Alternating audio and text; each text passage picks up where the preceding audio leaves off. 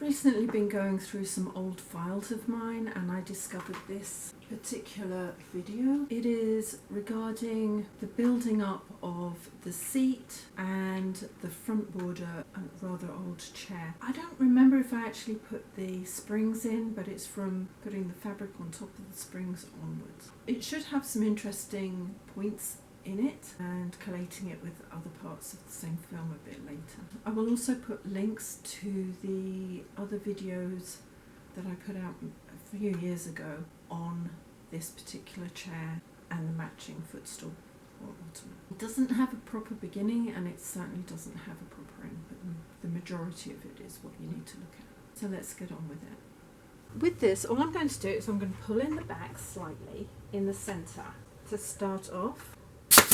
Pull out towards the side about 3 to 4 inches. Then infill. I'm going to pull this into place just a little bit, but not too much because I don't want to be pulling it too hard.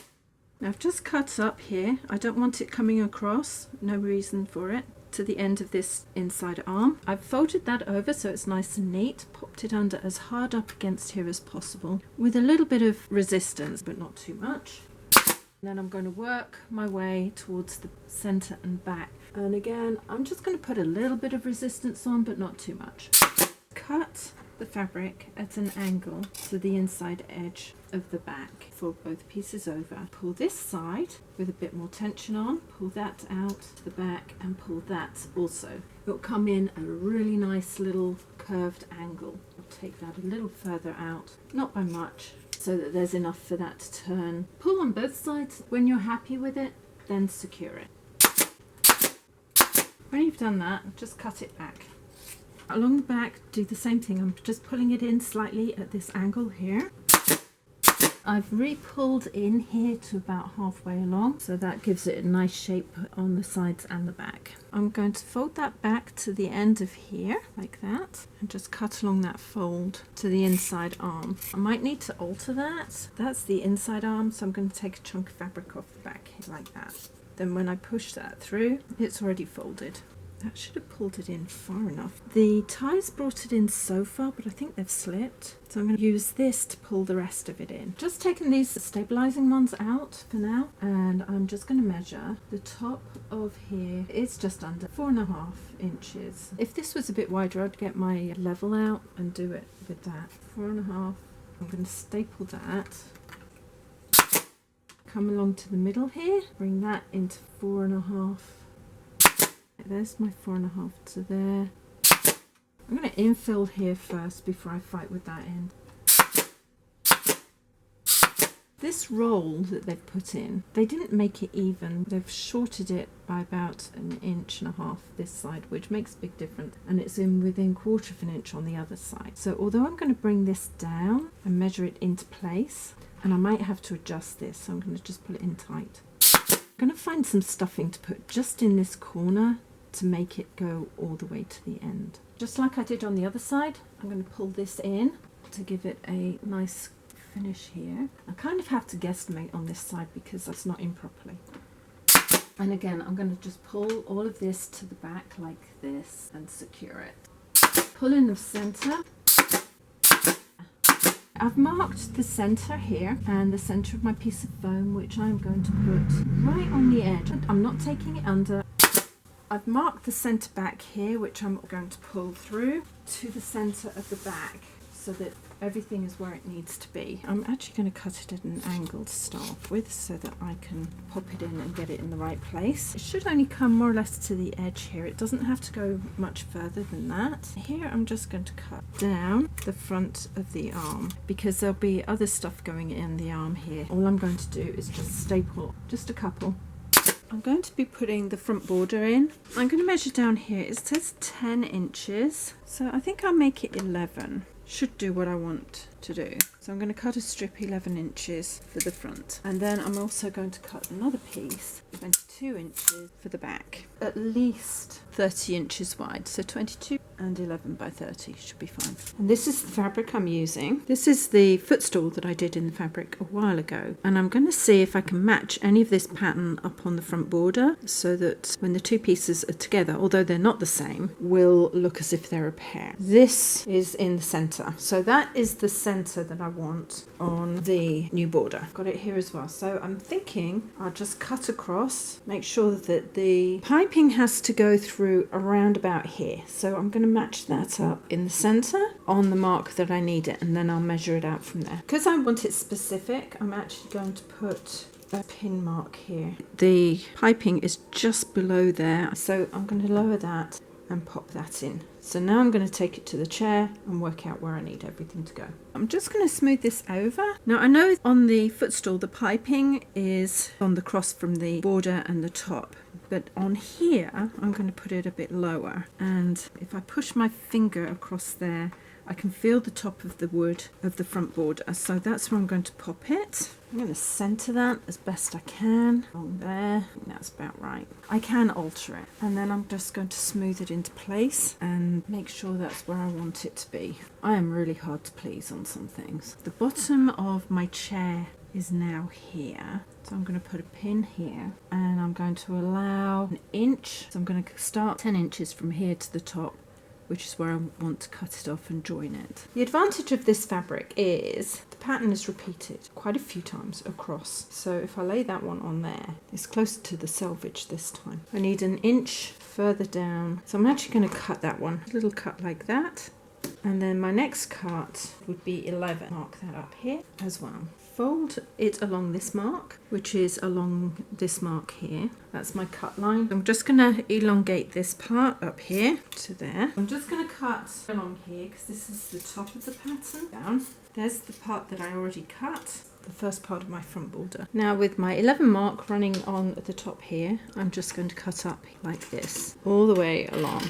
Or I could do the same as I just did, which is to fold the fabric along that line. If I start in the middle here, I can just cut on down like this to there, then back up to the other end. Fold this in half. When I look at this picture, I absolutely think that this is the centre mark, so I'm going to mark that as the centre mark again. So I just folded along that line and taken the centre mark out from here, and I'm going to do the same on the bottom. Measure from the inside arm to the inside arm. Comes to 20.5 inches, so I'm going to actually make it 20 inches because I need it a little bit in from the edges. Here's my centre mark, and I'm going to put 10 on my centre, and then I'm going to pin here at 20 and the beginning of the ruler. Here's the front border, the centre mark's there, the two corner marks are there. I'm just going to roll that up into place like that. Now if I put my fingers here, I can feel the top of the wood, which is about there, and if I was to pull that down, that would really come into place. Fold along where the pin is. Here is the top corner of this chair, so what I'm going to do is put a pin on that top corner. This is where I'm going to fold it, so I'm just going to pop it in, and I'll use that to measure down on the other side so that I do get it where I want it. I've lined this up and popped that across, and there is a difference which I expected.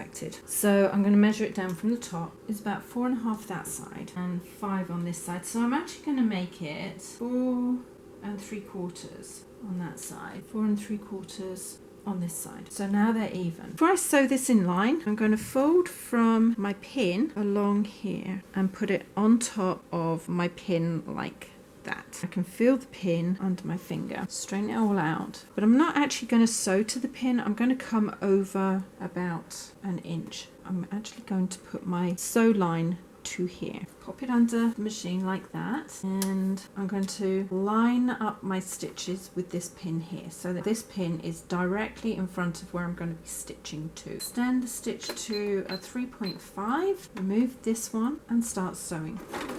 Back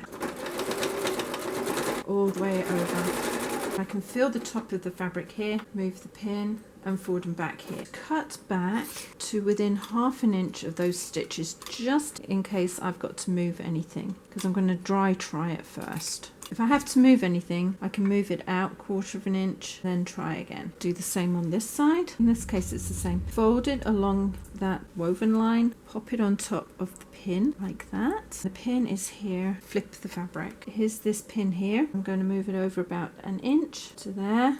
I'm going to just sew from there up to here. Drop the foot into position, line up my sew pin here with my foot and just sew towards it, forward and back. This is the top that I'm going to sew into place, and I need to continue this line down. So having laid that out, I'm just going to cut this back, and I'm going to do the same on the other side, just along that line there, but so it intersects where the stitching is, and again cut it. I have marked the center of this piece of fabric, and I am just going to pop it there. I will pin it. Don't usually pin very much, but I will this time. This fabric on the top is firm compared to the one underneath, and I'm putting the pins in at right angles. The other thing I'm going to do is put the seams facing inwards like that, and I'll correct it on this side. That just gives a little bit more definition on the corners. I'm going to put a 5/8 inch seam allowance on here, and 3 will be fine. Just sew all the way along, forward and reverse, because there's a bit of stress on that end. The advantage of having your pins at right angles is you can sew over them without ruining your needle. Although I do prefer to take them out, especially up here, because I'm going to be manoeuvring things. Line everything up and then work to the middle. You can put a little bit of tautness on if it's gappy, but this isn't too bad, so I'll carry on sewing. Move the pin. Centers are still marked. Even if they'd walked a little bit, it wouldn't matter, because I'm only using as a guideline. When I get to this corner, line it up, make sure the seam is where I need it to be, and then carry on going. Put those to there, fold them on the inside, push the fabric towards the back and through, just smooth everything out. And then I'm going to just make sure that my pin mark, which is here, still gets to the top of that piece of wood, goes across the front of the chair. That is in line here. Push the fabric to the back so it's nice and even, and then across. The width of the arm is about an inch, so I'm going to just cut in to within 1/2 inch of that. That can be pushed through to there, and that can come on down and into place. This is when you start working your fabric into place. If you cut too far in, you're going to ruin your fabric. Round that piece of foam and everything and pull it through, and then this will line up here and on round, and I'll do the same on this end too. And again, I'm just going to cut in a straight line up towards those stitches, turn the stitches under, and push the fabric all the way through. Once that's all the way through,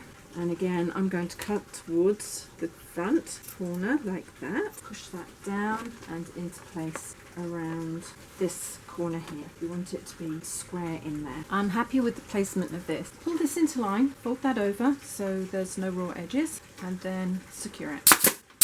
Don't pull it this way, just pull all the way to the back and secure it there, and just infill as you go along. Before I'm going to pull this side in, I'm going to put some of this under here just to hold it out and up, because I don't want it pulling in too much. The thing is with foam, it folds where you don't want it to. This is folded down so that there's no raw edges showing, and I'm just going to secure it on this side here as hard as I can, because you don't want this moving. Now this side, where it was cut back and I put some stuffing under there, seems to be even more need of extra in that corner. I don't think it's going to be that noticeable. I dislike it when I can't get things even. I have to be very careful because I overthink things. Might have to cut that again. I'm going to just pull that out as far as I can into that arm, and it's managed to sort that out just a little bit. I've removed the original staples because they were just pinning it into place. There's my centre mark here. Just roll that back underneath like that. I'm going to secure that as best I can. I'll have to go back and do a better job later. I'm going to pull that down and out. I want this piece of foam to be in line here, so I'll just push that back. It will pop out slightly, but not too much. And I'm going to just staple that in here, as long as you don't have wrinkles going. I'm going to cut into this corner right here, so I'm going to cut like here. I will actually pop this in about here so I know where I'm pulling to. And again here. All of this will come in tighter when I put the bottom cloth on. So actually I'm coming in at the wrong angle here, so I'm just going to alter it more to there. Also going to cut across here, as long as that can fold round like that. And then this side I'm going to just pop up like that and into position. I often tell you to cut things in V's, and it's like that and that. It just gives it a bit of a corner so that everything can go in. I'm going to get that piece in, tight in there. Snip a little bit of that out because I'm trying to make both sides as similar as possible.